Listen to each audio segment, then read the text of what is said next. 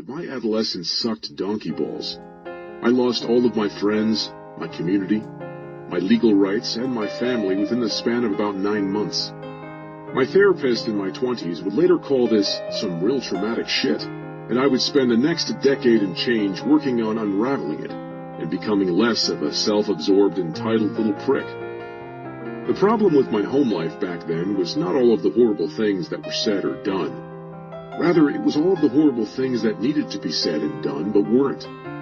My family stonewalls the way Warren Buffett makes money or Jenna Jameson fucks. We're champions at it. The house could have been burning down around us, and it would have been met with, "Oh no, everything's fine. A tad warm in here perhaps, but really, everything's fine." When my parents got divorced, there were no broken dishes, no slammed doors, no screaming arguments about who fucked whom. Once they had reassured my brother and me that it wasn't our fault, we had a Q&A session. Yes, you read that right, about the logistics of the new living arrangements. Not a tear was shed. Not a voice was raised. The closest peek my brother and I got into our parents' unraveling emotional lives was hearing, "Nobody cheated on anybody." Well, that's nice. It was a tad warm in the room, but really, everything was fine. My parents are good people. I don't blame them for any of this, not anymore at least. And I love them very much. They have their own stories and their own journeys and their own problems, just as all parents do, and just as all of their parents do, and so on. And like all parents, my parents, with the best of intentions, imparted some of their problems to me, as I probably will to my kids. When real traumatic shit like this happens in our lives, we begin to unconsciously feel as though we have problems that we're incapable of ever solving. And this assumed inability to solve our problems causes us to feel miserable and helpless. But it also causes something else to happen. If we have problems that are unsolvable, our unconscious figures that we're either uniquely special or uniquely defective in some way, that we're somehow unlike everyone else and that the rules must be different for us. Put simply, we become entitled. The pain from my adolescence led me down a road of entitlement that lasted through much of my early adulthood. Whereas Jimmy's entitlement played out in the business world, where he pretended to be a huge success, my entitlement played out in my relationships, particularly with women. My trauma had revolved around intimacy and acceptance, so I felt a constant need to overcompensate, to prove to myself that I was loved and accepted at all times. And as a result, I soon took to chasing women the same way a cocaine addict takes to a snowman made out of cocaine. I made sweet love to it, and then promptly suffocated myself in it. I became a player, an immature, selfish, albeit sometimes charming player. And I strung up a long series of superficial and unhealthy relationships for the better part of a decade. It wasn't so much the sex I craved, although the sex was fun. It was the validation. I was wanted. I was loved. For the first time since I could remember, I was worthy. My craving for validation quickly fed into a mental habit of self-aggrandizing and overindulgence. I felt entitled to say or do whatever I wanted, to break people's trust, to ignore people's feelings, and then justify it later with shitty, half-assed apologies. While this period certainly had its moments of fun and excitement, and I met some wonderful women, my life was more or less a wreck the whole time.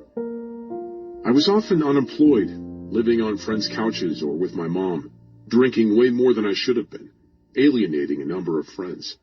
And when I did meet a woman I really liked, my self-absorption quickly torpedoed everything. The deeper the pain, the more helpless we feel against our problems, and the more entitlement we adopt to compensate for those problems. This entitlement plays out in one of two ways. 1. I'm awesome and the rest of you all suck, so I deserve special treatment.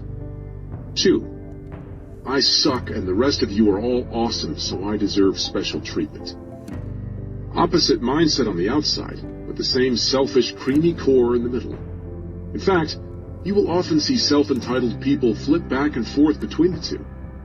Either they're on top of the world or the world is on top of them, depending on the day of the week, or how well they're doing in their particular addiction at that moment.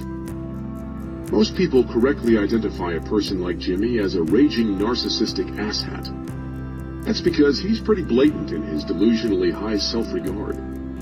What most people don't correctly identify as entitlement are those people who perpetually feel as though they're inferior and unworthy of the world. Because construing everything in life so as to make yourself out to be constantly victimized requires just as much selfishness as the opposite. It takes just as much energy and delusional self-aggrandizement to maintain the belief that one has insurmountable problems as that one has no problems at all. The truth is that there's no such thing as a personal problem.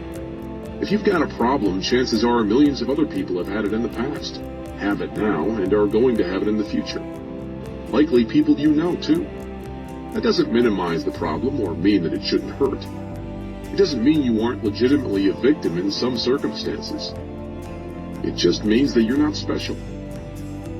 Often, it's this realization that you and your problems are actually not privileged in their severity or pain that is the first and most important step towards solving them. But for some reason, it appears that more and more people, particularly young people, are forgetting this. Numerous professors and educators have noted a lack of emotional resilience and an excess of selfish demands in today's young people. It's not uncommon now for books to be removed from a class's curriculum for no other reason than that they made someone feel bad.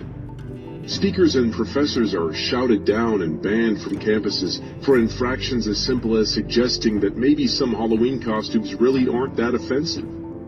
School counselors note that more students than ever are exhibiting severe signs of emotional distress over what are otherwise run-of-the-mill daily college experiences, such as an argument with a roommate or getting a low grade in a class. It's strange that in an age when we are more connected than ever, entitlements seem to be at an all-time high. Something about recent technology seems to allow our insecurities to run amok like never before. The more freedom we're given to express ourselves, the more we want to be free of having to deal with anyone who may disagree with us or upset us. The more exposed we are to opposing viewpoints, the more we seem to get upset that those other viewpoints exist. The easier and more problem-free our lives become, the more we seem to feel entitled for them to get even better.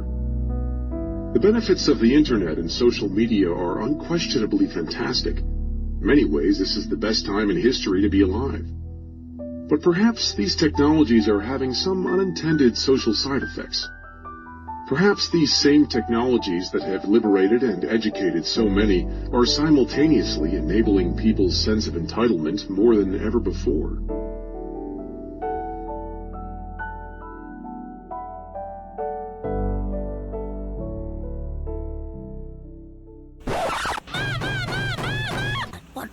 What?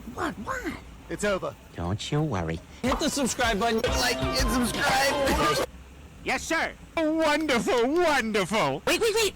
Now what? Where do you buy your clothes? A store where people can buy Halloween stuff. Just in that description.